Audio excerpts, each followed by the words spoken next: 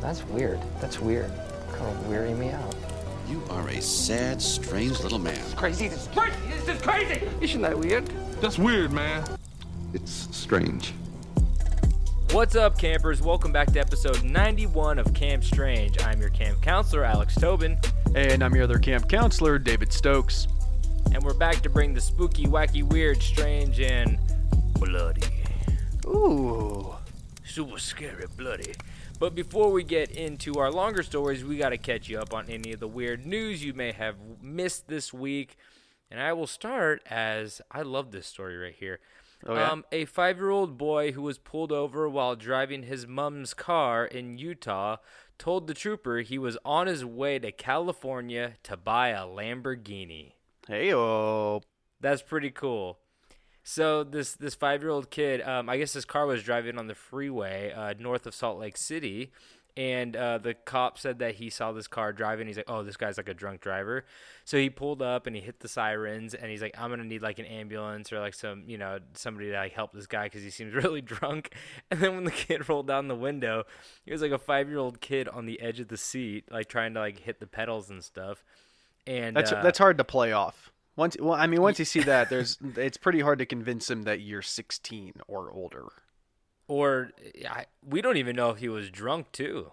See, that's the thing about these 5-year-olds. They could get away with a lot of drunk driving because they're like, oh, you guys don't know how to drive, right? Yeah. He might have been drunk, too. We don't know. Look at him. He that. Can't even walk either. Oh, wait. No, he's 5. I don't know when I learned to walk. Was it 5 or 6 or something like that? I think it was like 8 for me. I think it's different for everybody. Yeah. But, safe to say. Apparently, this 5-year-old explained to the cop that he had taken the family's SUV after his mother refused to buy him a Lamborghini. I hate moms when they won't buy Lamborghinis. I went for the low bar. I was like, I want a Game Boy, and then they're like, no. So I jacked a plane and flew it to Japan, to go get me some Nintendo products. Fresh from the factory, baby. Yeah, and then apparently his idea was to drive to his sister's home in California, and then he was gonna find a dealer and offer him his life savings. And how much do you think his life savings was? Let's go $26. Oh, you see, you overshot. It's $3. Damn it! Oh, so close. And this article also wanted to tell me that the current list price for the cheapest Lamborghini on the market right now is $200,000, which I actually thought it was going to be a lot more than that, to be honest. That's a shitty Lamborghini. But, yeah, it's like no muffler. The seats are made of horseradish. Jello. But, and then the parents came and picked up the kid. I'm just kind of surprised that he knew what a Lamborghini was. He must have been playing some like Grand Theft Auto or something like that because well. Moza Motorsport. They don't use actual car names in Grand Theft Auto. Maybe Need for Speed. Ooh, okay. Or was it called like Moza? Was it like Forza? Forza. Fuck yeah, Forza. That one. I never understood the hype behind Forza. It's hard. Every time I play it, I'd just explode. The people who like Forza are also the people who like flight simulators and stuff like that. It's just like too real for me. Like I don't want to learn how to I don't know how to use a gear shifter in real life, a stick shifter in real life. I'm not going to learn to use it on a video game first. And you can't run people over in it. Where's the fun in that? Yeah. You can't be a 5-year-old driving an SUV to California in that game. Oh, I wish. We need to make a game about that. Where the controls are backwards and everything's fucked. You start off. The instructions that you have to drink 10 beers before you play this game. Yeah. But there's also another game that just came out that was like truck simulator I just saw. And like literally you just like you plan trucking expeditions across like treacherous terrain, and I was like, oh yeah, damn, it looks interesting, but I'm afraid I might get bored of that really quick. Yeah, they have farm simulator where you just drive a tractor in circles. Yeah, they got everything now. They got goat simulator. That's not the same. I've played Goat Simulator actually. Yeah, you just fly around as a goat on it with a jetpack and you destroy everything in a town. That's my type of game. That's my type of simulator. That's what we're looking for. You got some more news for us, David? So I got a news story, and this one, it's in perfect timing because it is Dennis Rodman's birthday, and it's our 91st episode, and that was his jersey number at one point. So Dennis Rodman describes wild night of hotties and vodka with Kim Jong-un. Ooh, I would love to be part of that conversation. Yeah, so for the people who are unaware, the Kim family, is that right? Is that yes. Do they? Because that's their last name is Kim, correct? Last name first name greatest. Yeah. So the like a sprained ankle boy. Ooh, I don't know. Yeah. No, it's a Drake joke, not a Kim joke. Yeah, no. I think some people got that one. I don't know how many Drake fans we have listening. But for the people who do not know, the Kim family of North Korea, their supreme, glorious leaders, they are huge basketball fans, and they loved the Michael Jordan era Bulls team, and so they've constantly tried to contact Michael Jordan to come to North Korea just to like hang out. He's declined. I believe Scottie Pippen declined. Steve Kerr definitely declined. Horace Grant probably never got the call, but they got a hold of Dennis Rodman, knowing that the Worm, his NBA nickname, the Worm, he's known for being a little wild. And if anybody is unaware, and I'm sure everybody is more than aware, but at the moment, ESPN's been doing a 10-part documentary called The Last Dance that's about Michael Jordan's final championship with the Bulls, which is just incredible. So if you, not even people who like basketball, like people that don't like basketball have enjoyed the documentary. It's really well done. So check that out. I watched like the first 2 episodes and I actually did really like it. I mean, I didn't really follow like the Bulls. I wasn't even like born yet, but like I just know how like legendary they are. So it is a good documentary. But yeah, so Dennis Rodman has been known from being like basically the one American that is allowed in North Korea at any time. And he's like set up a big pile of dirt for me because the worm's coming. The worms are coming. And so here's a quote from Dennis saying, "Next thing I know, we're having dinner and we are drunk as shit. He starts singing karaoke and I have no clue what the fuck he's talking about." That's the hot quote in the middle of the article that's in like the huge text. And then it says an 18-piece band of quote-unquote hot women came out and only played the theme song from the 1978 TV show Dallas.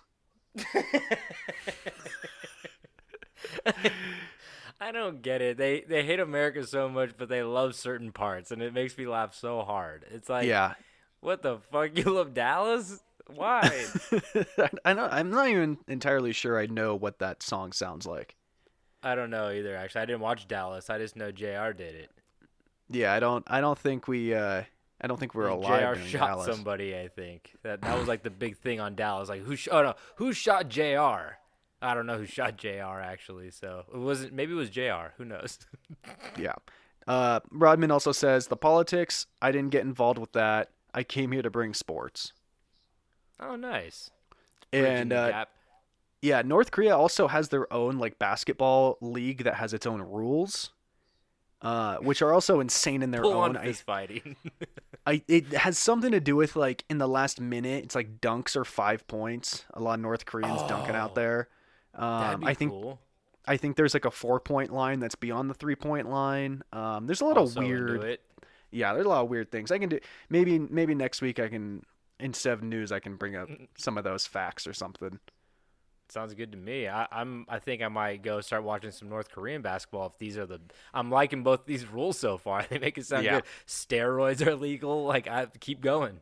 Yeah, I feel like it was like in the last minute all points are doubled. One player gets a weapon. That'd be pretty cool. There's like a snitch type thing going on where like there's like a golden ball rolling around, and if you make the golden ball, then you automatically win the game or something. Probably. That'd be cool. Hey, you know what? Respect to them for doing their own thing, right? Mm-hmm. They do a lot of that. Anyway. Is that the whole story of Dennis Rodman? Yeah. He just I loves mean, I'm karaoke sure Dallas. there are so many stories of the worm in North Korea. Oh my god, I bet they're amazing. I bet they're so weird. I bet Dennis Rodman was hoping that Kim Jong Un died, so he didn't go and tell what Dennis Rodman did in North Korea. Watch Dennis Rodman become the next supreme leader. he's he's in his will as I give you North Korea. That'd be crazy. Anyway, so I just have one little news story that no pun intended. One little news story as former world's shortest man regains his title, and it's not that interesting. He's 2'4", and he lost it to two shorter people. But like he won it in 2010, and then he lost it twice to two shorter people, and then they both died, so he just got it back. And I say that's not really a title, I mean, it is a title. He's still the shortest Survival, man, but, like, baby. it's true. I was like, he's like just the right height where you're not dying too early. So he found that little sweet spot in there. 2'4" people. That's the sweet spot. If you want the title, I want everybody to actually sit there and think about how tall 2'4" is. Like that's insane. That's like two of my shoes. That's two and my a half feet. of your shoes.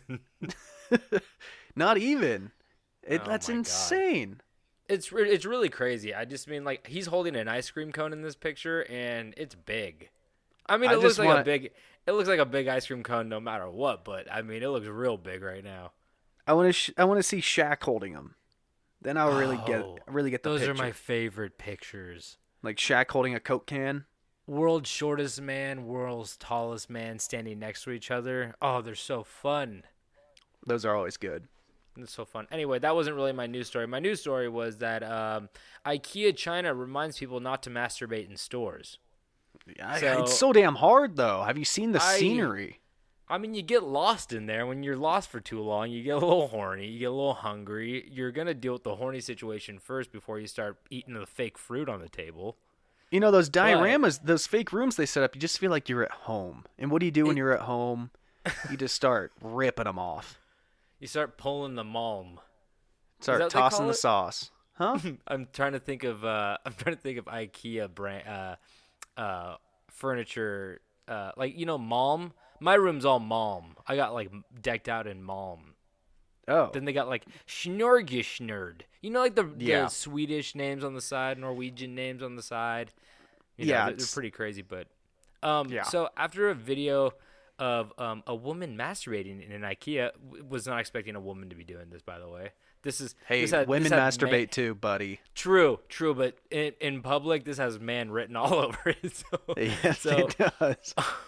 So apparently it went viral. I'm guessing she was a part of one of them websites that that likes to do it in public. Yeah, one of those websites. You know the ones. So, and it went viral in China, and then China took the video down, and the statement of the Swedish furniture store said that they would like to take even more careful security and public cleanliness measures and ask customers to browse stores in an orderly and civilized way because they didn't want anybody masturbating in their stores anymore. But that's not an IKEA think that's that fair. I want to. No, that's not an IKEA I want to go to. I don't need a tyrannical IKEA. I'm here to pick out furniture, pay you money, good money, and masturbate in your store. And if you're not going to let me masturbate while I eat my Swedish meatballs, which I hear are made of horse, I don't know if anybody's else heard those rumors. I haven't, but if they are, horse is delicious. I'm going to take my money to Target brand that falls apart just a little bit quicker than IKEA brand. Yeah. I mean, the material might feel nicer, but, it's just not going to last. It's true. And you know what's weird? It really just depends on which section of the store you're masturbating in that really can ruin you. Because if you're in like the bedroom section, you're fine. But if they find me in the crib, I'm fucked. You old crib jerker. They always catch me next to the bucket of spatulas. I just got canceled. Fuck. Anyway. Do you have one more news story for us? Oh, I got a good one right here. Company sells fake muscles and boobs for people's Zoom dates. Yes. Wait. So like you wear them like under your shirt, like Yep. George Michael in Arrested Development. Exactly like that. On That's the so- article. The article has a photo of the muscle suit, and I'm pretty sure it's identical to the one George Michael wore in the. Is it The Creation of Man? Yeah, Yeah. he was wearing the bodysuit from the play. Yeah. Oh my god, that's so funny. It's crazy that people would spend money on that when like the ultimate goal is to, unless you're going to do like a catfish thing, I don't know, where you just talk online for like 8 years and don't send a picture and don't phone call. Like I don't know how anybody falls into that, but Oh the man, you need to ultimate watch goal- 90 Day Fiance. Holy shit. Apparently. But yeah, the ultimate goal is to meet the person in real life, and if like you just don't have those things anymore, like that's not having big muscles or big boobs is so much better than pretending you do and then showing up and being like, I lied to you, and be like, oh, this person's a crazy person. You telling me my hunk was a total wimp? He's a oh, I can't wait for our first date to move your refrigerator out of your second story apartment. Oh, I have some news to tell you, by the way. I hired a crew. Oh, fuck. Yeah, that would not be good. But that's fucking crazy. Do we know prices, though? Just like for, for I just unrelated reasons, prices? I'm looking and I'm not seeing any price. Okay, so now we have the virtual date breast enlargements. They're silicone breasts that I believe it's like a sticky bra for the people who know what sticky bras are. Those like the women wear them I'm when they not don't want to wear aware. a full bra. It's like Okay. it's like a silicone thing that's sticky on one side and just sticks to you. Okay. And it does have a 5-star review. Okay. And the headliner says, "Hey, eyes, come here," and they sell. Obviously, this is something that comes in sizes, so I would assume the smaller size would be 46.75. Strange to add the 75 in there. And the larger set ones are 66.63, 63 cents. Interesting. Okay. See, but the interesting thing about that is like they already have push-up bras and padded bras and stuff like that. I'm more interested in the muscle situation. Yeah, I want to see. They're like- I want to see they're how like- I can turn into a bigger hunk. There's like, oh, they just section the boob parts up into muscles. It's just a bodysuit made of leftover boob parts. The best part about the bodysuit is the little tie back on the behind the neck. How do you tie that knot? Ooh. It's like Shoelace- it's like a bikini. It's like a bikini thing. He's like ties it behind the neck, kind of. Oh yeah. Oh, that's fun. Mhm. Anyway, well, I'm gonna go save up $75 and get myself a summer body. And Oh, if you yeah. guys want to do the same, I suggest you do it now. 'Cause, $75 for the gym membership or for the bodysuit? Yeah, when those beaches open, who wants to be the first weirdo out there scaring everybody with their fake muscles? I'm just Ew, out there you wearing the freak. boob section. People are like, "Oh, okay, this guy did That guy wrong. got an octopus attached to his chest. What is that? Hey, sir, you have a jellyfish on you." You got two Anyway. of them right on your nipples, son. Okay, well, I think we're caught up on any news, so let's get into these longer stories. But before we do, we got to tell you about Spring Hill Jack and how it's the best coffee in the game. And if you like coffee, you're probably going to like Spring Hill Jack. So why don't you go check them out at springhilljack.coffee and just get it over with. Go buy yourself some good coffee, some quality coffee, because you're tired of drinking the old shitty stuff. So Just get it go over check with. them They'll out. be painless. Okay, and yeah, that's springhilljack.coffee, so go check them out. Okay, well, let's get into these stories now. Now, David, we've talked about ghoulies, ghosts, monsters, and killers over the years on this podcast, but one of the heaviest hitters to scare historians has yet to be covered. With somewhere between 80 and 650 bodies on her record, this noble is said to be one of the most prolific serial killers to ever exist. But what if she wasn't a killer at all? That is why we must discuss the true story of Elizabeth Bathory, the Blood Countess. Now, I think we brought up Elizabeth Bathory before when we discussed Bloody Mary. Okay. That's what it was. I was trying to figure out when I talked about her last, but it was Bloody Mary. And actually, at the beginning of this podcast, somebody recommended that I check her out, but I didn't want to cover it yet because I was like, oh, that's too heavy. And a lot of people cover Elizabeth Bathory, and a lot of people know about her already. But then when I started reading into her, I was like, this is a little bit more interesting than I thought because there's some things that I didn't know about the case.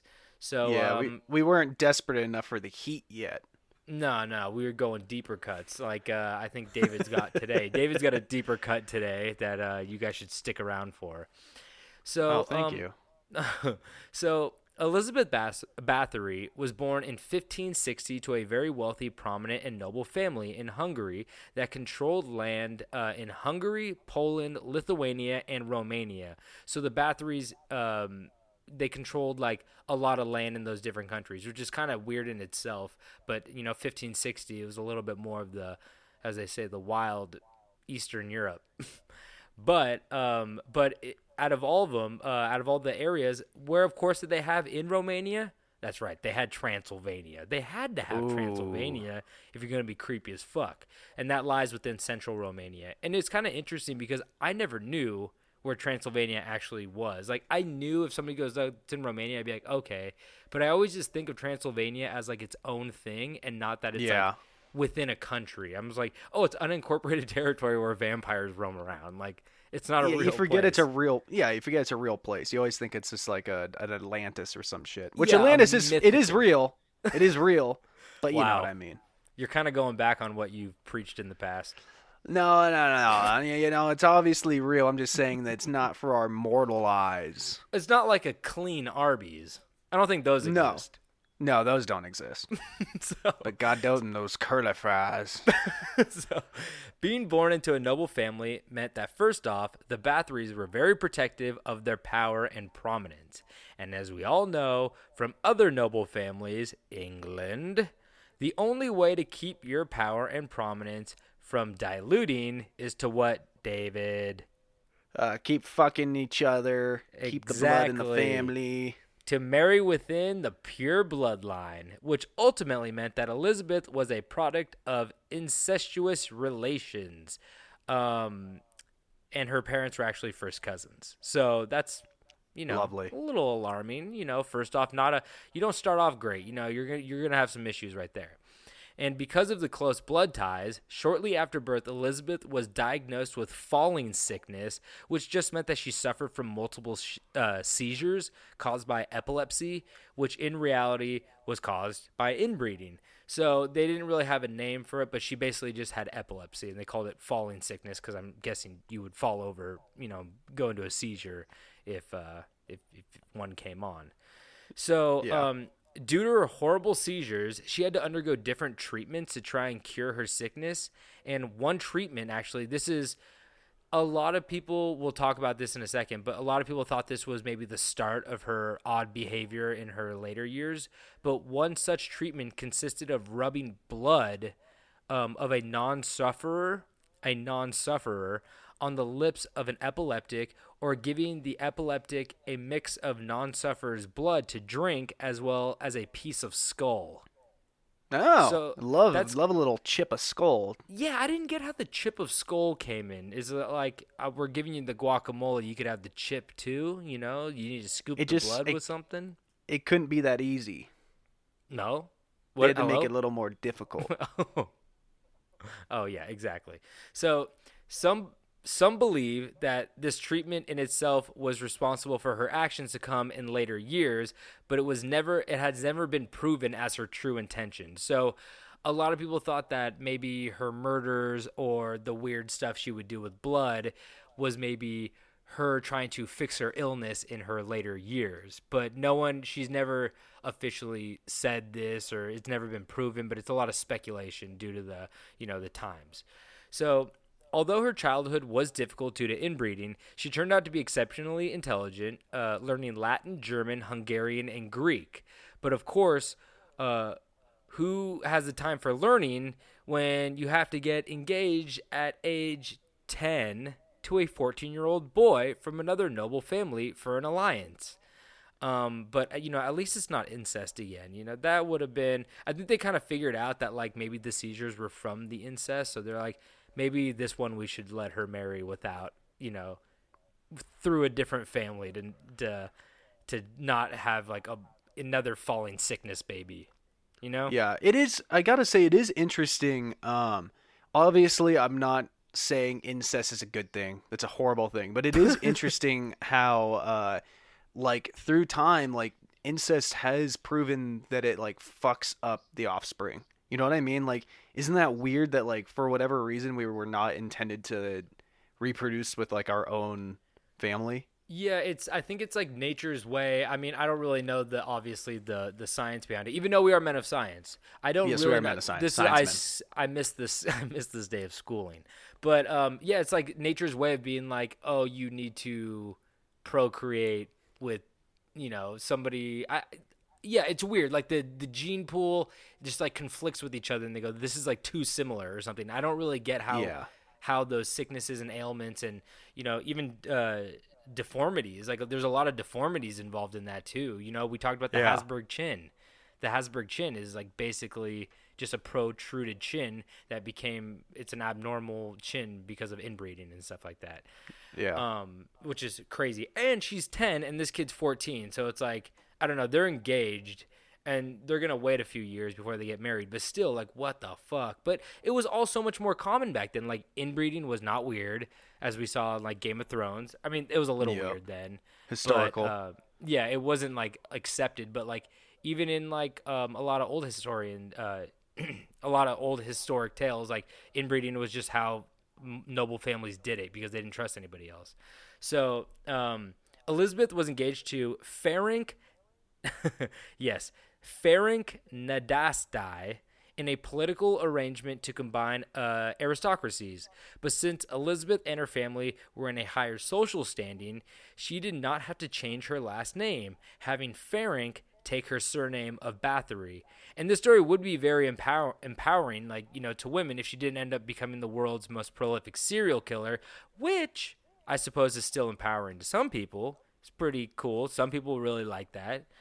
But it's cool that like at the time that she was like, yeah, I'm refusing to take your last name. You're taking Báthory. And he's just like, yes, my lady. Kind of crazy. So, well, even though she was politically engaged, that did not stop Elizabeth from following her true heart's desire, which ultimately ended with her getting pregnant by a young peasant boy when she was just 13 years old. I don't know how old the peasant boy was, but hopefully around the same age. But you'd hope so. I also didn't know that you could get pregnant at 13, which is fucking terrifying and scary and horrible. But I mean, everybody's different, but yeah. True. We are men of science. According to the legend, when the baby was born, it was given to a local woman who was a friend of the Báthorys, so they could raise the baby. And for the peasant boy who got her pregnant, well, it was said that 17-year-old Ferenc, her then husband, who was 17 then, ordered the peasant boy to be castrated and then torn to pieces by dogs. That sounds like a fun weekend activity.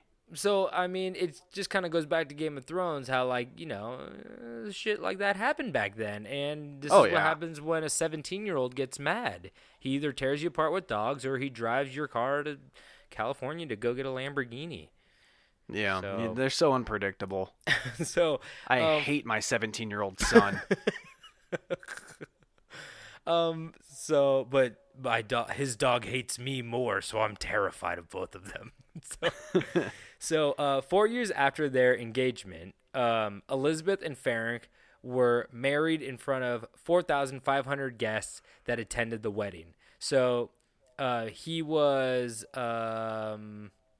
19 at the time, and she was 15 or something like that. Something around around that age. Still a little weird.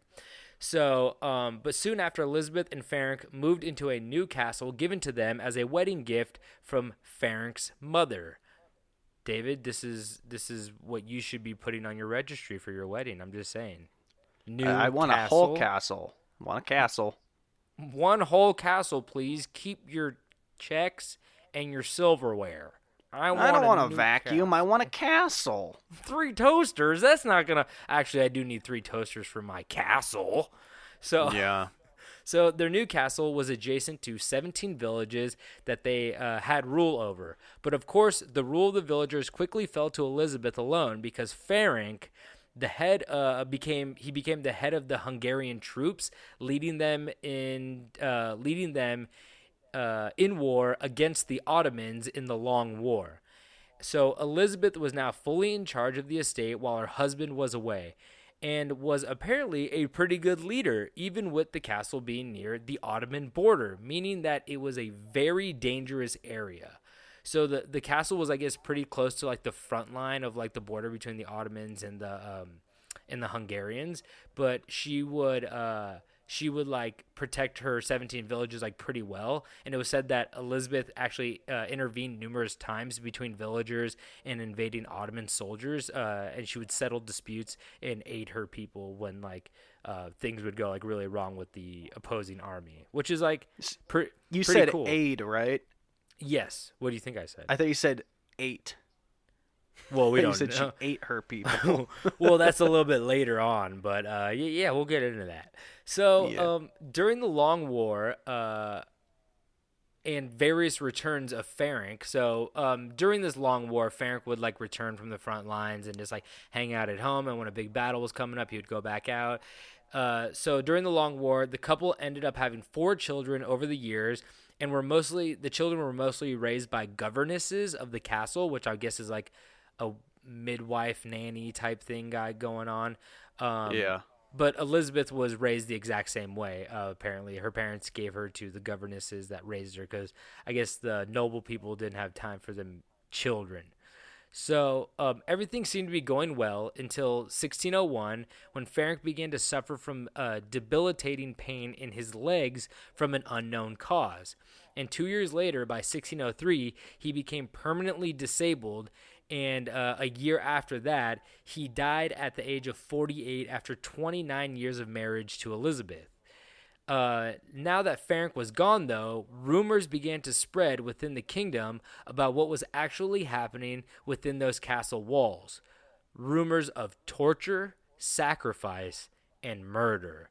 So, you know, when the cat's away, the mice come out to play, as they say. So once Ferenc died, I think she was like, oh, fuck, like, I could definitely, like, I think she was already dabbling in what was going on, but I think now she was like, oh, I'll go into, like, full-blown effect. And also, there's no guy with an army if I start to make accusations about this lady who could possibly be murdering people. You know, there's not as much as a threat anymore. You know, you're not coming after somebody's wife. So a local Lutheran minister went to the courts to complain that these rumors be investigated by the authorities. And after some time, his demands were met as the Palatine of Hungary, which was the highest ranking office in Hungary. It's kind of like I'm guessing like the FBI or like, you know, CIA or something. Yeah. Was sent in to investigate the matter. And the Palatine sent 2 notaries in March of 1610 to the castle to collect evidence and obtain the testimony from over 300 witnesses. What they ended up finding was much worse than the rumors they had speculated. So according to the testimonies, Báthory had been bringing young, beautiful girls to her castle for various reasons and then murdering them for reasons unknown to the villagers as well. It was also said that Báthory's initial victims were servant girls aged 10 to 14 years old who were the daughters of local peasants, many of whom were lured to the castle by offers of well-paid work as maids and servants in the castle. So basically they're just like, hey, we're doing like paid internships at the castle if you want to be like a servant or like a helper out, like a maid around the castle, which at the time, that was like pretty nice. Yeah, exactly. That was like if like Coca-Cola moved into your town and opened up a big factory and everyone's like, this is the economy. Everybody works at Coca-Cola because they pay well and they're always there and they give like half the town jobs. So like I think she was just staffing like a bunch of local villagers. So when your 10, 14-year-old daughter has the opportunity to like have a pretty good life, but making money and like living at that castle, you're probably like, yeah, it's better than working out in the field and like breaking your back or like doing other horrible jobs. So Walking they would send their around daughters in there. shit. Just walking around in shit. Go pull the turnip. I gotta pull this potato out of the shit. Go back to the shit fields. So I got a shitty potato to cook up tonight. that's not a potato. That's a hunk of shit. Oh no. It's a petrified hunk of shit, darling. I'm in quite a pickle. That's not a pickle. So later, Bathory is said to have begun killing daughters of lesser nobles. So now she was going from peasant children or children of peasants to children of lesser nobles. So like nobles that were like, in between her and the peasants probably, who were, and these children were sent to the castle by their parents to learn courtly etiquette from a higher noblewoman. So it's kind of the same thing where you're like, oh, you want a master class in how to be a noblewoman? Like send your daughter here. So they were just sending their kids there and they like just weren't coming back. So when the supply of young women wasn't enough, though, for Elizabeth, abductions were said to have occurred as well. So then she just began stealing any young girl she could get her hands on. Just snatching them up. Yeah, out in the poop turnip fields. So they're like, Miss Bathory, I found you a young girl. That's not a young girl. it's another hunk of shit. It's just a big old hunk of shit. They weren't that smart back then, guys. You didn't know. We didn't have the encyclopedias to know, like, this is a girl, this is a hunk of shit, okay? They this didn't is have potato. TVs. This is a pickle, that's a hunk of shit. You don't know. Everything kind of looked like a hunk of shit back then. So They all kind of taste the same, too. probably, honestly. So the atrocities described most consistently, see, like I said, Báthory had never admitted to any of this. So what we have are a lot of legend and a lot of rumors and witnesses saying that these things happen. But even then, this story was like a legend or a rumor. So like we don't know what is true, but the stuff that was described most consistently, which didn't mean that she did it, just meant that like the rumors were out there, included severe beatings, burning or mutilation of hands, biting the flesh off the faces, arms, and other body parts, freezing or starving to death, and the use of needles was also mentioned by the collaborators in court, and there were many suspected forms of torture carried out by Báthory, according to the Budapest City Archives, where the girls were burned with long tongs and then placed in freezing cold water. And they were also covered in honey and live ants, another horrible torture. And Báthory was also suspected of cannibalism and or drinking the blood of her victims. So all of those things were speculated. I think I'll go into this a little bit later, but they were speculated because of bodies that were found around the area that were in unmarked graves, rumors, and then some people were eyewitnesses within the castle, and they said that they saw this stuff happen, but then they kind of flip-flopped on the story where they're like, it happened, or they said it didn't happen, and then later they said it did happen, and then people were like, it was because they were nervous that they were next to be tortured because they were working at the place. So it's really hard to say if any or all of these are true, but there were like instances where they said that they sprayed them they threw buckets of water on them outside in the freezing snow. Like you said, there's pieces of them missing. A lot of people, bodies were found with like burn marks on them, or, hands mutilated and whatnot. But that could have easily been other people killing people and burying them out in the woods as well. But it is very strange that these young girls did not return from her castle or whatever, what happened to them. You know what I mean? A little suspicious. Yeah. And also there was a huge rumor about bathing in blood. Like I said, like the drinking. You need a lot of blood for that. Yeah, but they're also saying that like that is more of a rumor than even all of these. That like people didn't even say like she bathed in the blood, but they said that she might have been drinking it because of like the illnesses that she suffered from and whatnot. But they said that the bathing in the blood was actually more of a legend, which it still might have been true, because they said that she bathed in the blood in order to stay young. She was obsessed with being young, and she got young girl blood and then bathed in it. But they said that that was like a legend that formed over the years as well. So who knows if that's even true. So all these speculations of murder and torture were not witnessed firsthand, but found much later when bodies will be found in unmarked graves, like I said, or various different locations. Many family members also came forward and said that after their children were sent to the castle, they were never seen again. And Elizabeth had no solid reasoning to defend herself. It was also stated that she killed not only in her own castle, but at many other family castles in different countries as well.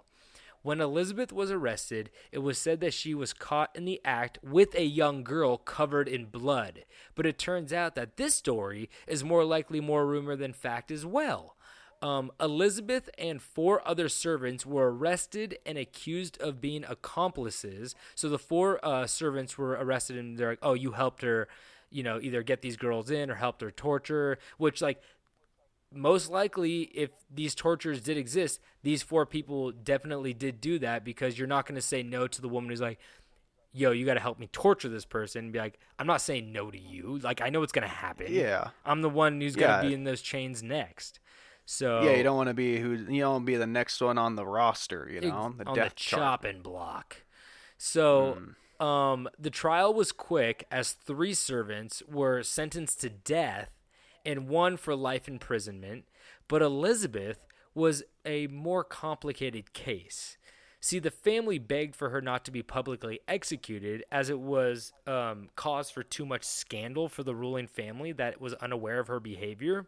So basically, they're like, you're basically punishing the whole Bathory family by bringing her up there and like stating her name and defaming the family, when we denounce this behavior and we weren't aware of this behavior, which they might have been, but we don't want her publicly executed because we're too powerful. And when you got power and money, you could probably you could swing that kind of stuff.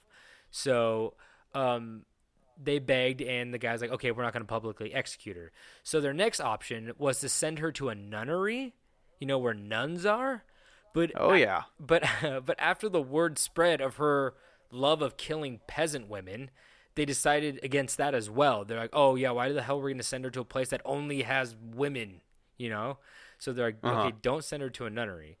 So what they ended up deciding was to keep her under strict house arrest within the castle, and she would be contained within a room with boarded up windows and no sunlight for the rest of her days.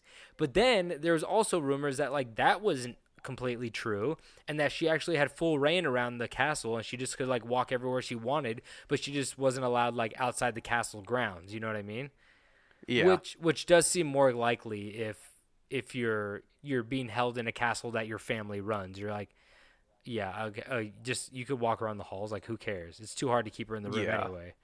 So she would spend 3 years within this room, until one night she complained to her bodyguard that her hands felt cold.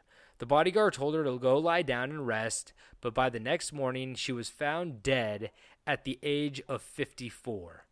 That's a good long life in those times. Yeah, exactly. I think her husband died at 48, and he died from like a debilitating disease that like they didn't know what it was. So like she lived like a pretty long life, surprisingly, and like only 3 years after that died. And who knows, like she might have died from just like all the stress of like all that, or not being able to kill anymore. Like maybe that was what kept her. She needed more blood. But it was very weird. Like maybe it is possible that if she suffered from a disease where what's his name?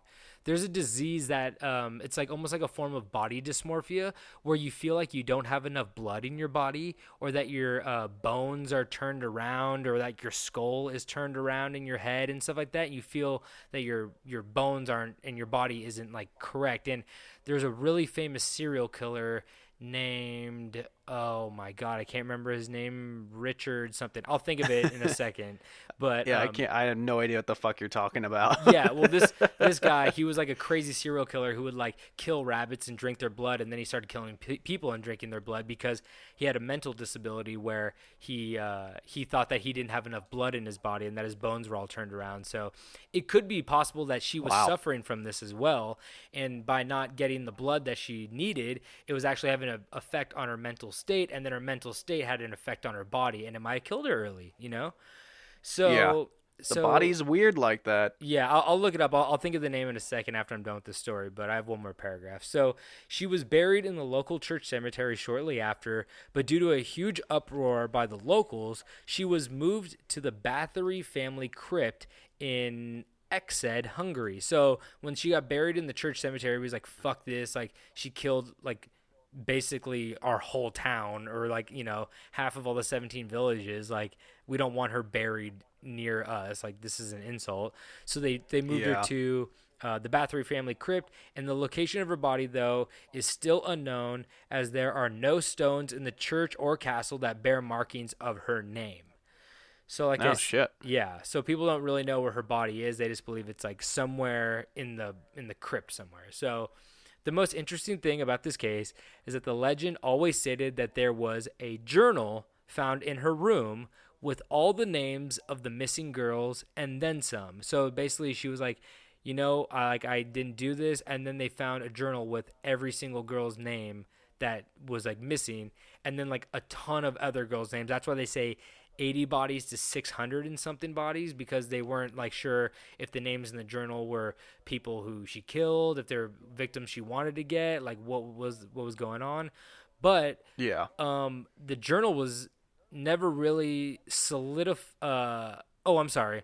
It says found in a room with all the names of the missing girls and then some, which really solidified her guilt in the crimes if it did exist. But in reality, it seems that the journal is more legend than fact. Apparently, they're saying that, you know, it may not be real, that it was like something that was, you know, a ghost story add-on later. And I don't know if it's true or not, you know, because all that history is sometimes hard to keep down. Like, sometimes if the Bathory family found that, I would have burnt it to not like blemish our name. Oh, fuck yeah. You know? So yeah, I would have burnt that shit real quick. Yeah, exactly. So most of all the evidence was rumors or circumstantial evidence with a couple eyewitnesses that may not be 100% credible, which means that Elizabeth Bathory may not be as vicious as history remembers her. It is likely that she did abuse, torture, and kill her servants and guests. I'd say that's pretty highly likely because of the girls gone missing that keep going to her place. That's really hard to, you know, say, you know, sweep under the rug. Exactly. But it is also a possibility that she may be innocent due to lack of hard evidence at the time. I guess there's really no way of knowing in the end, because sometimes the truth is lost to time while the legend takes hold and spins its own bloody truth. And that's the end of the story of Elizabeth Bathory. Yeah, I'd never heard of that one. I didn't know that one at all. I mean, It really doesn't help the whole Transylvania.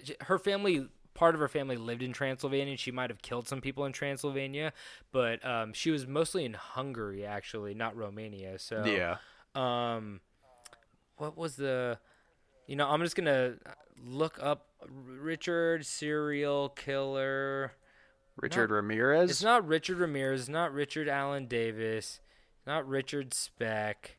There's a lot of Richard killers. If you start talking, you tell your story, I will find it. Richard drank blood. Is Richard I feel like you're gonna find some. I found it. Some like student short film. Nope, it was Richard Chase. He was a serial killer in Sacramento. They're always in Sacramento, huh? There's a couple of them in Sacramento. He was called the Vampire of Sacramento. But yeah, he drank his victims' blood, and he ate remains and stuff like that. There's a really gross part where apparently at one of the murder scenes they found all the whole dead family, and then there was like a used yogurt cup that was found next to the bodies, and he had like been using the used yogurt cup to like drink their blood. It was disturbing, dude. If you're gonna drink someone's blood, at least get like a beautiful golden chalice. Yeah, goblet, right? Like, why are you doing Coward. a Yoplait cup? Was it a Go-Gurt? He's like, I can't get the blood in the tube. If you want blood on the go, you should get the Go-Gurt tube, right? Exactly. Or just a IV bag, right? I mean, a blood bag, right? That's the ultimate Go-Gurt. Delicious. That's what he called Go-Gurt. But That's the wide mouth Go-Gurt. maybe I'll cover Richard Chase soon. You know, he's a very interesting case. So, Yeah, definitely do that. okay, well, let's hear it, David. Well, today, folks, we're gonna have another classic episode where our two topics could not be further apart from each other. But isn't that fun? Well, once again, for the second week in a row, I'm going to do my story on a topic that I said I would do from the previous week. But because, I am a whiskey man, and a whiskey man is a man of his word, as long as he can remember what it is that he said, I'm going to do that story. So sit down, listen in, but be warned, if you have chorophobia, maybe skip this one. Ooh, what's chorophobia, David? Well, it's funny you ask, because the next sentence in my next paragraph was, now what is chorophobia, you ask? It is a phobia with the definition of extreme or irrational fear of clowns. Ooh. Which much like any other phobia or most phobias would sound silly to people who do not suffer from such fears. But believe it or not, if you are one of these clown-hating, hot-blooded, bleeding Americans, you are not alone, because nearly 8% of Americans share the same fear of clowns. 8% of America? Yeah, it's terrified of clowns. See, you know what the thing is? I think that there's some fakers in there, because there's some people who saw like the movie It, and they're like, I hate clowns because it's the cool thing to hate. It's like, it's like the guy who's like, what's your fetish? And he's like, I have a foot fetish because it's a cool fetish to have. It's so popular. Loser. Everyone's like, oh, cool Be fetish. original. Yeah, be like toenails. And you're like, cool. Oh, I want them toenails. More specific. I hate the clown makeup, not the clown itself. Yeah. Now you're just being greedy. Anyway, let's hear about them clowns, though. Well, so what are some of the symptoms of chorophobia? So suffering from the phobia and getting the chilly willies from a creepy clown movie are very different from each other. Oh, okay. They are so although researchers have found that portrayals of clowns as terrifying and shown as dark evil characters have contributed directly to the increased fear of the phobia of clowns. Oh, yeah. I heard Stephen King got a bunch of hate mail after he made It. Yeah. So I don't doubt it. Yeah, apparently like the whole clown community was like, what the fuck's your problem? And he's like, what? And they're like, why'd you make a clown like the evil guy? Everybody like is scared of clowns now, Yeah, I wonder if like when the real phobia started. If it couldn't have started with It, but it could have. Well, there was somebody before that, but I didn't want to cover it if you're going to cover it. Do you know who I'm talking about? Probably. So why don't we maybe talk about it later? If I don't cover it, then you can bring it up. Okay. So people who suffer from the phobia experience not all but some of these symptoms. Nausea, panic, anxiety, sweating or sweaty palms, shaking, dry mouth, feeling of dread, feeling of dread, difficulty breathing, increased heartbeat, and intense emotions such as screaming, crying, or becoming angry at the sight of the object, which is a clown. So those are some of the defying symptoms.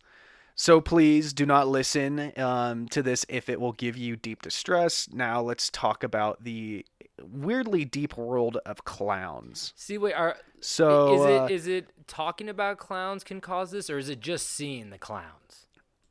I'm sure talking about it could bother people that are severely the great clown war of 1612. Never forget about that. So first up, we've got a classic, the White-Faced Clown, which is incredibly offensive name to me personally. I don't know how you feel about that.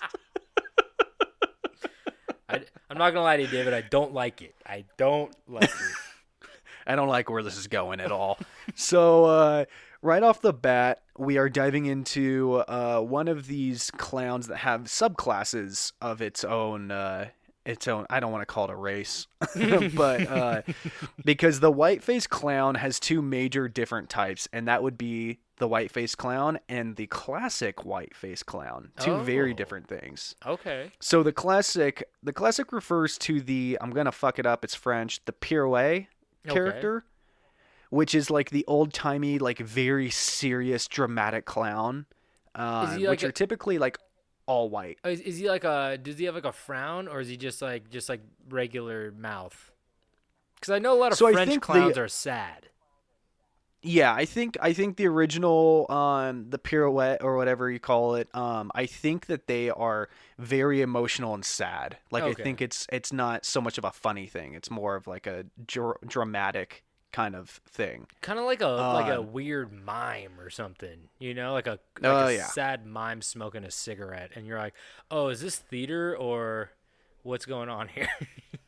Yeah. So, and then there's also just the plain old white-faced clown, which refers to the buffoonish clown known as being a comedy clown or a grotesque white-faced clown. These would be the ones that have grotesquely emphasized features, especially like a red nose, red mouth, red hair. This is like the typical type of clown that most people imagine when they think of clowns, due to one of the most famous clowns, Bozo the Clown. Oh, I know Bozo the Clown. Damn right you do. Everybody does.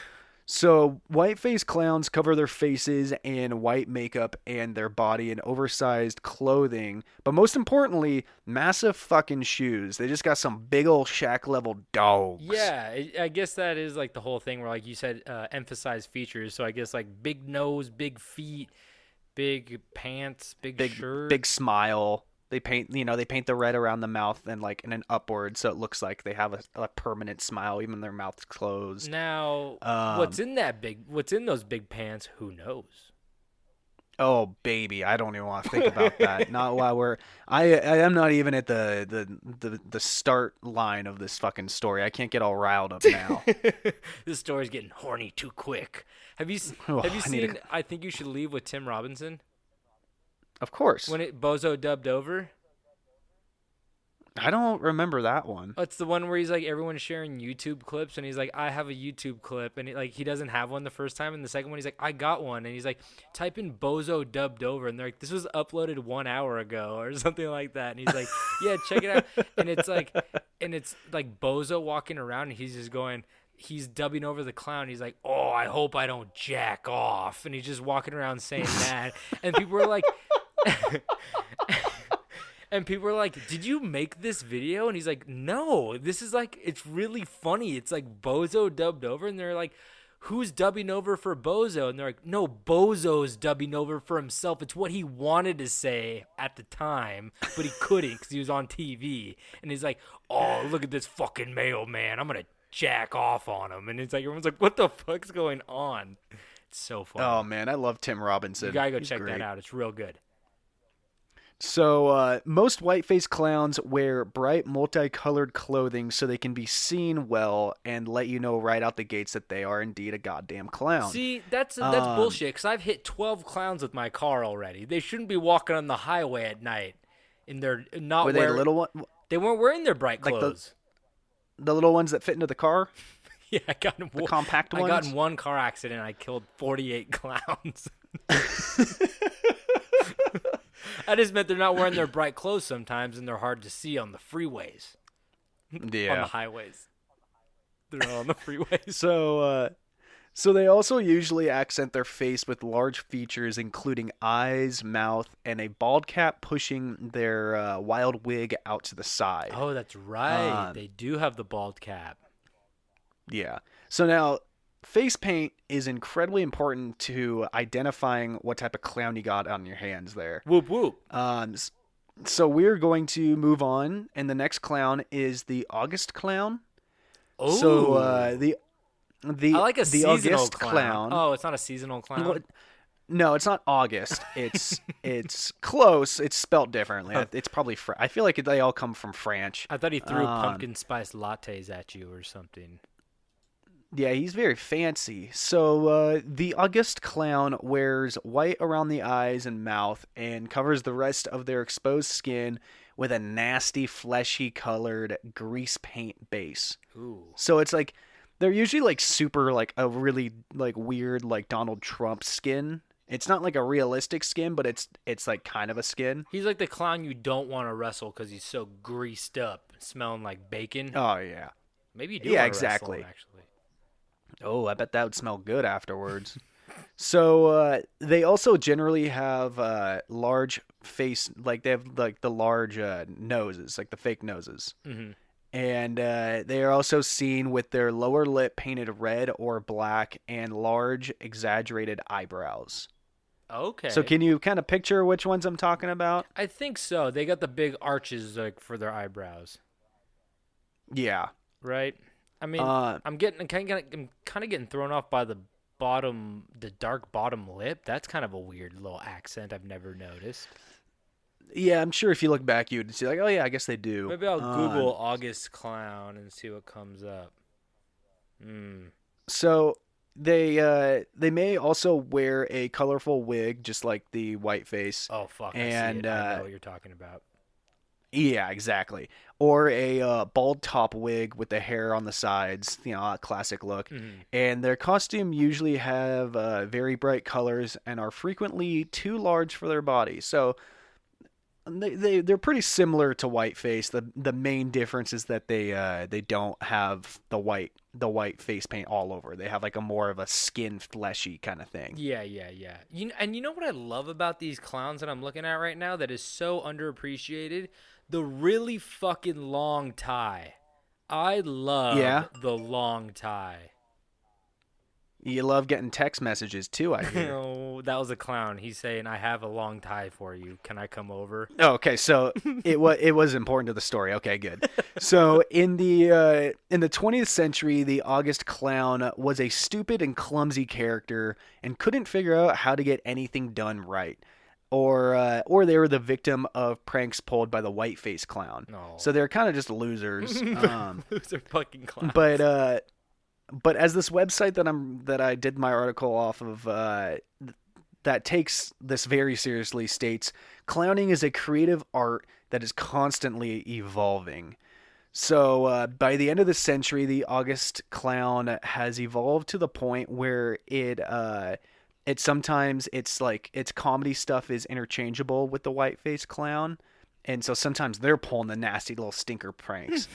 So the time came for them to rise up. All right, they have a little more power these days. This is, like I said, the Great Clown War of 1612. I'm not making this up.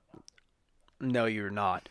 So now we get to talk about my favorite of the clowns, the dirty little stinky boy known as the Tramp Clown. Ooh, do you know which ones they are? No, I'm Googling them, though. Tramp Clown. The Tramp Clown yeah. was inspired by homeless people. Yeah, they're fucking hobos. They're fucking hobos, dude. They have patches all over their suit. They're hobos. I mean, what's funnier than people less fortunate? God, this isn't... If you think about it, this is in really bad taste. Yeah, it's awful. It's like it's really bad. You always see them with like the stick and the handkerchief. Yeah, like, it's called a tied stick and up bindle. as a. Yeah. Sometimes they're smoking a cigar, but like you're wondering how they got the cigar, and then you get up close and you realize it's just a piece of shit hanging out of their mouth. It is on fire though. Don't get that mistaken. It is on fire. Makes it stink more. Yeah.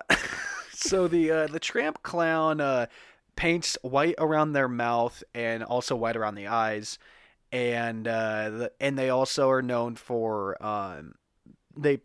painting like a beard or a thick like 5 o'clock shadow. 5 o'clock shadows, what I was using about grease to paint. say. Yeah. Yeah.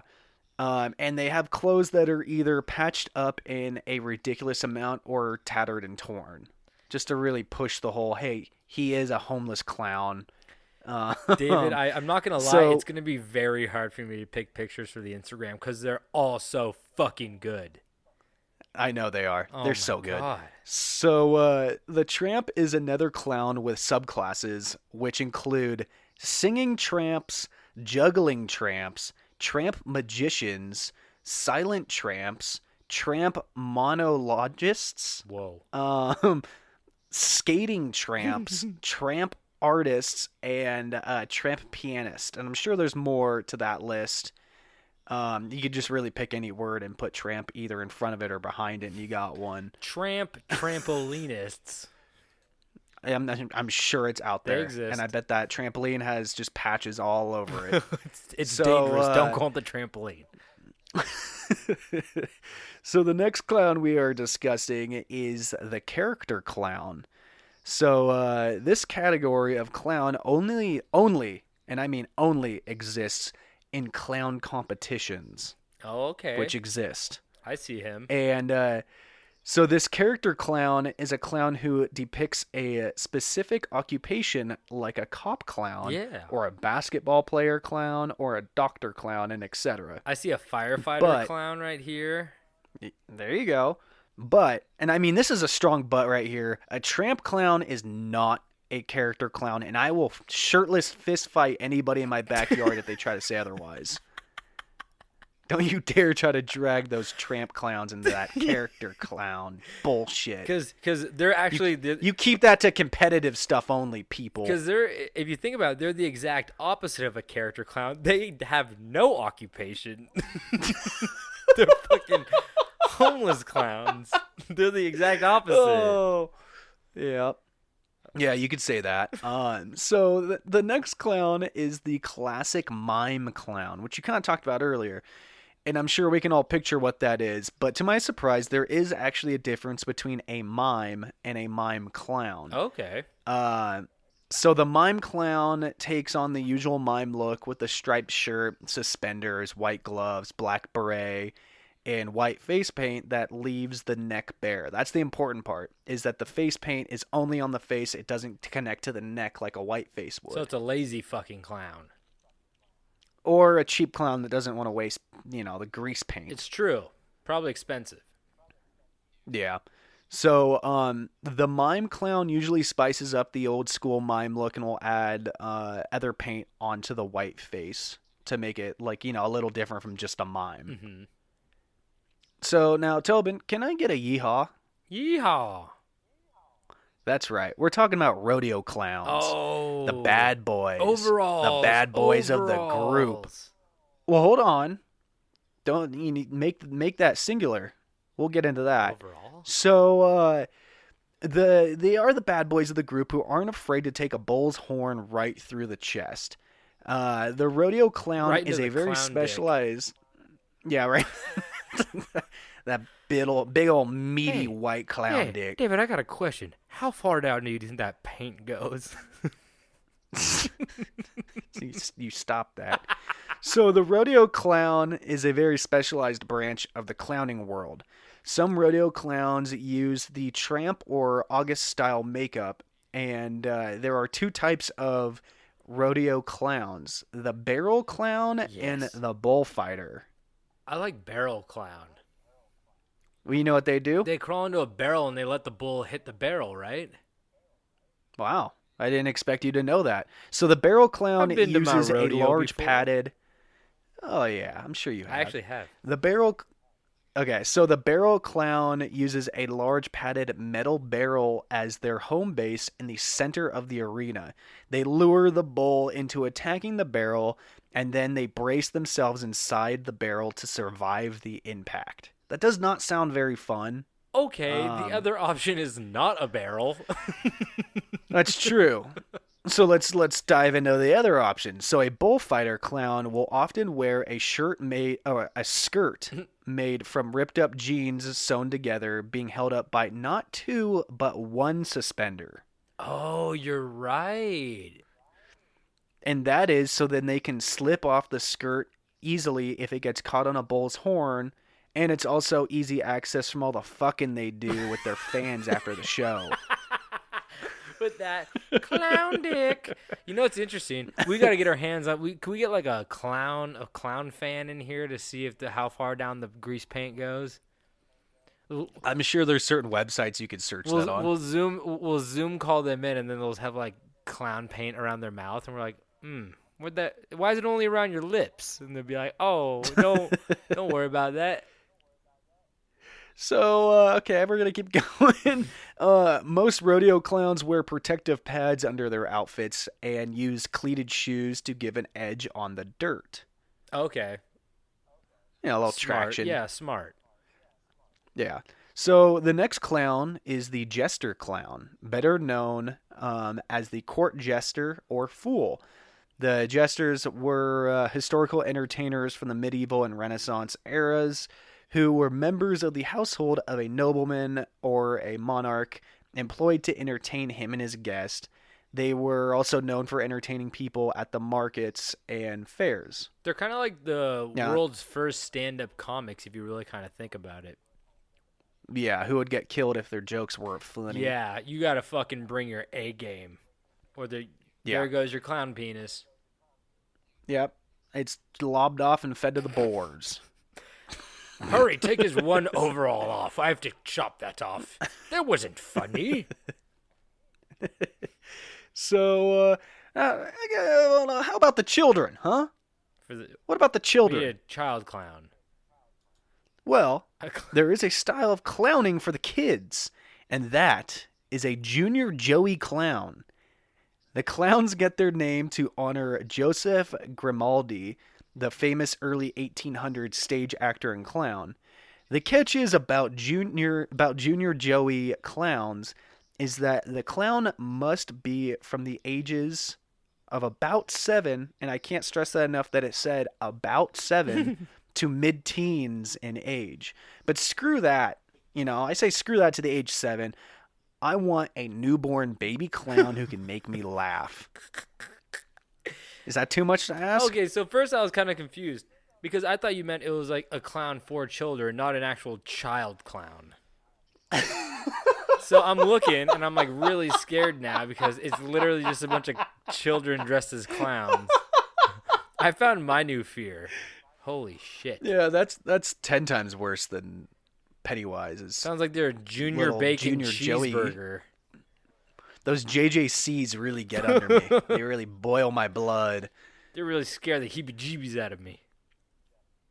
So I can't stress enough. There are so many goddamn clowns on this list. How many more clowns do we have? Well, we can't miss our next clown, and the best way that I can describe this one, which is called a clown light, would be when Michael Scott from The Office tried to do a sexy Santa in the holiday episode. Yeah, and then he became Jesus after that, I think. Yeah. So the clown light, I like how it's named like a fucking cell phone. It's not the light clown, but the clown light. Sounds like a beer. Yeah. So this is a sexy, sleek, low paint and low aesthetic clown. They usually only paint the eyes and mouth and then wear a fake nose. Oh, yep, I see one here. I see this little fucker. So, yeah, like minimal makeup. They usually don't wear the wild colors, but more of a bachelor style clothing, like a nice sport jacket. Clown light are popular in warmer climates due to wearing a lighter get-up. Probably get a lot of like clown lights in like Florida. Yeah. Or definitely. Or another tropical climate. Puerto Rico. See, I want to think that in Florida you get a lot of the normal clowns, but God, they're just sweating profusely and on the brink of just death. And speaking, yeah, I mean, they have to be if they're in Florida. People who aren't clowns in Florida are like that already. But I watched a documentary. Exactly. I watched a documentary on Hulu, and there's a fucking clown called Wrinkles the Clown. And okay, did you watch that? You have to watch it. No. The documentary is great. His name is Wrinkles the Clown. If you type him in, he's fucking terrifying. But You got Okay. to check him out every once in a while, you know. Yeah. Okay. Yeah, I'll give it a shot. Sorry, I don't want to. So, I don't want to be here teaching you about clowns. I'm sorry, I didn't mean to do that. Yeah. I'll let you do your own part in a moment. So then there are, of course, creepy clowns, a newer form of the art, and they are the creepy clowns who are pretty self-explanatory, and their styles are very loosely based off the image of the classic clowns, but made spookier with dark colors and fake blood paint. Some sharp These teeth. clowns are also, yeah, these clowns are a huge reason for the clown phobia itself, and that that's just how the nasty boys like it. You see those guys around Halloween at those fun mazes and stuff. Oh yeah, jumping out at But you. I guess, yeah, but they've at least been recognized to having their own like Avenue. category Yeah. and like, yeah. So we got one last clown category here, but I figured I'd let you explain it since you've already done so before, and that would be the clowns of the Insane Posse. Oh, okay. Yeah. We're talking about Shaggy, Two Dope, and Violent J. So if you guys don't know about Shaggy, Two Dope, and Violent J, they are the two that make up the Insane Clown Posse. They wear white makeup on their face, and they have this very distinct black makeup that almost kind of forms a smile. It's like a smile coming out the sides of their mouth, and then they have like lines going over their eyes as well, and then they have spiky hair. They look like they use the gel that comes in the really big vat at the dollar store, the really goopy blue stuff, But it's very interesting too, because all of the juggalos, they have different variations of the face paint, but the Shaggy, Two Up, and Violent J, they both have like their distinct looks of the white face with the black design over it, but then it changes colors sometimes. They have Oh, that's fun. yeah, they do red sometimes. So do the Juggalos. The Juggalos themselves, they do their completely whatever design they want, but it always has like the white base for the most part, and then like some other design over that. But they also have a lot of different groups like Twisted, and we got some other groups here. I can't really read them right now. I don't know where they are, but they also wear the Insane Clown Posse face makeup, but it's their calling card. It's what they're most known for.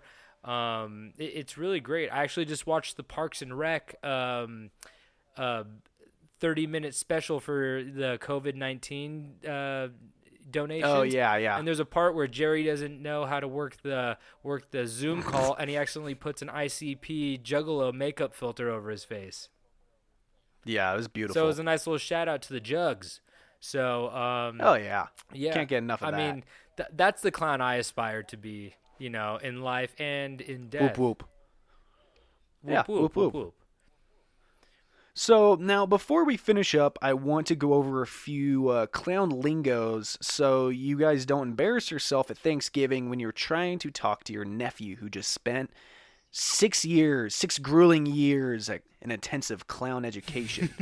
So, there's a long list, so I just grabbed a couple. So, they got a term called a blow-off, which is the visual punchline of a clown gag or joke. Okay. There is the boss clown. Oh. Big fan of boss clown. And they are the clown responsible for coordinating both the clowns and the various gags in the show. Oh, they're okay. So, they literally are the boss clown. Yeah, I mean, all bosses are clowns, man. Oh, dude, fuck corporate world. Fuck that. Oh. So then we have a carpet clown, who is a clown who works among the audience. Oh. I like that. Then we have, we got the Circus Report, which is the name of a bi-weekly circus trade magazine. And where do I subscribe? I have it on my Kindle. You want me to send it to you? Yeah, well, can you share that to me? So then we have the Clown Alley, which is where the clowns get dressed and where all the props are hidden. Oh, there's some other stuff that that- goes down in Clown Alley that we don't talk about. I was hoping you would mention that because I didn't want to say it. See, David's too close to the clown world. He's going to have a lot of repercussions. I can say whatever I want. I'm on the outside of the clown world. Exactly. I can't really risk anything at this point. So then we've got a Joey. Oh. A Joey is a mischievous white face clown. Oh, okay. This one's my favorite. I saved it for last. Stars and Stripes Forever is a code, a lingo. Oh. Stars and Stripes Forever. You want to take a wild swing at what the fuck that means? I'm going to say you're American. Something like that. So what that means is the band reserved this march song, so I guess Stars and Stripes Forever is a marching band song. Okay. And it's reserved as a signal that an emergency has come up, calling for all of the clowns to come out, running out from the alley, directing public attention away from the emergency for the audience to be evacuated. So when the lion gets loose or an elephant starts sitting on people, they play this song to get the clowns to come out way. and try to distract people. Oh my god, that's so interesting. Actually, that's like the little insider. Maybe I should just show up to my next clown event, just bring my boombox and just mid clown play, just hit it. You know? Yeah. See what they do. Watch them But scatter. it's really great to have if like you shit your pants on stage and you need to pull out the song. Like, hurry, divert them. I don't want to steal my clown shit. And then clowns start coming out from the audience that were just spectating, and they help. People start turning into fucking clowns when the song comes on. They're like, were clowns. Yeah. Oh my god. So now, Tobin, I hope you were writing all this down because it's time for a quiz. Oh, fuck. I'm gonna start naming some famous clowns, and I need you to tell me what type of clown they Okay. are. So I got an easy one here, but I am looking for a specific answer, and so we'll start off with Pennywise. What type of clown is Pennywise? Oh, Pennywise. Pennywise has he has the bald cap going on, for sure. Yeah. That's not an August clown. That is a fuck. I forgot the fucking name. Can I have some options, real quick? I'll just give you this one. It's a white face. Okay, that's a white. You got to face. think about when the whole head is painted white. Oh, it's a whole white head. face. Oh, okay. So I got another one here. Hey, kids, it's me. I bet you thought that I was dead. Oh, that's right. From Billy Madison. What type of clown was the clown on stilts at Billy Madison's party who fell and cracked his head open? And he died. That's. Oh, it makes me so happy that you got that immediately. That is for sure an August clown. That is true. That's correct. You got that one right. Yes. So we got another deep cut here. In TV hit show Modern Family, Cam was very passionate about clown work and might have actually been the inspiration for this story because I saw one episode where he just started like listing off the different types of clowns. Cam does a birthday party as his character Fizbo. What type of clown was Fizbo? Oh, fuck. You know what? I haven't seen what Fizbo looks like. Google it real quick. Okay, Fizbo. Modern Family. Fizbo. Family. Fizbo. Holy shit. Fuck. That is that Clown Light? No. Damn it. No. So I did see two images, but from what I remember in is the that the episode, Hobo there was Clown? one more Because he has specific patches one. on his pants? See, I honestly I wanted to give him the tramp, but I'm gonna say he's an August clown. Okay, so he is also, based on the face. Yeah, but his pants are a little bit tramp-like, and his hat too. Yeah, his hat is curled. Maybe I'll give you that. Maybe he's a tramp. Okay. I needed more patches on the coat. That's fair. His tie game's good though. Yeah. All right. So here's a classic. What type of clown is Ronald McDonald? Oh fuck! I don't know. Scary clown. Come on. That's a scary clown. No. Fuck. What is he? What type of clown is he? What kind of crown? Went on French I need fries. to look at him again. Look at this. Ronald McDonald. You don't have a mental image of Ronald McDonald? You live a block from a McDonald's. Dude, he's not there anymore. They got rid of him. He scared everybody. Fuck. I have fucking no idea. Oh, he has the big arching eyebrows. What's that one? You're thinking way too hard at this He's one. Whiteface. Yeah. Fuck. The classic whiteface. Got the red hair, true. the red smile, the red nose. But you can't see any other part so of let's his body. end this. I know. Well, he's got the big shoes too. True, but he's all socks. Got He's them. all socks and sleeves. That boy's all socks. Dude, it's so fucking weird. I never realized that he only wears one big fucking jumpsuit. What the fuck? I've never really looked at him before, I guess. This is horrible. The longer you look at him, the worse it gets. Oh my god, you know what's even worse? The fucking fake ones that you have to like sit next to on the bench. Oh my god. Oh yeah. You know they're going to come Oh, alive. they're the worst. So I'm going to end this with one last one, and I know it's your favorite clown. What type of clown was Pogo?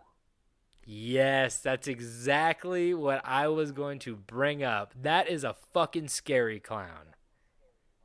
You want to tell people who Pogo was? Pogo is John Wayne fucking Gacy's clown, the serial killer. He used to fucking handcuff people, kids that like would work for him, and then he'd fucking kill them and then bury them underneath his house.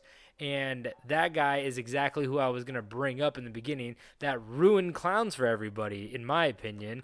From that day. I figured that's what you're going to talk about. Yeah, Pogo was really weird, but he had a different thing going on too. Because if you look at Pogo, he has diamonds over his eyes, which I guess John Wayne Gacy said that like that was his signature look. That he had like blue diamonds over his eyes, and that's what made his clown different from. I just typed in Pogo McDonald. Oh my fucking god, why'd I do that?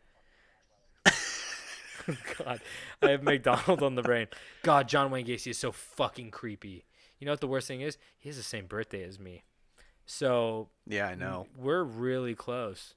Really, really close. Best friends. But yeah. So what type of clown is Pogo? He looks like a white-faced clown to me, dude. Absolutely. Yeah. Absolutely a white face. Yeah. Fucking so scary. All right. Oh my god. Well, I think that. So that's my clown extravaganza. Oh my god. Well, I think I might have a new fear I didn't know about. Jesus Christ. Now my search history's fucked. Oh yeah. So, well, thank you guys for sticking around and listening to all of our clown and blood stories. We appreciate you guys doing that. If you guys want any more information, go to campstrange.com and check out all the hyperlinks. We have merch. If you'd like to leave a review, we would love that on iTunes. If you guys want to send us anything, send it to campstrange@gmail.com. Oh, sorry, campstrangepodcast@gmail.com. And yeah, share it with your friends. If you have any clown loving friends, tell them about us. You know, because we have all the vital information and we're old pros when it comes to clowns. So, David, what else do we have for these fine people? I got a lion with a mullet wearing some sunglasses. I have the longest tie you ever done seen. It goes a wrap between your legs and back over your shoulders. Long tie. What color is it? It's Schwim. It's a new color. You don't know about it. Oh my god. Schwim. You know how crazy that should be if we found a new color?